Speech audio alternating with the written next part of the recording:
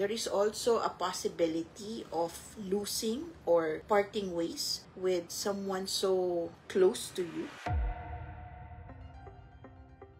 Especially if mga women, because you have this kind of luck that could possibly offend wrathful women. Ang isa pang i-avoid ng actually ship is that there is this months that are really not so good. And when these months actually come, it would be best to actually, keep low profile or do not do anything so important, no? Because if the problem actually comes from other people, then you will not have so much of defense, okay? Because the external energy is not so good.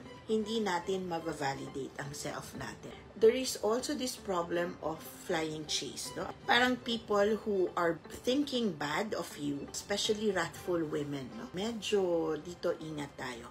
So if you will have any encounters, it's best to walk away or best not to actually react. There is also a possibility of losing or parting ways with someone so close to you or something so valuable sa'yo, no? So this is why ako sinasabi ko nga, no, that if you have that sheet, dapat alam mo kung saan, because there's a possibility of losing something for next year, okay?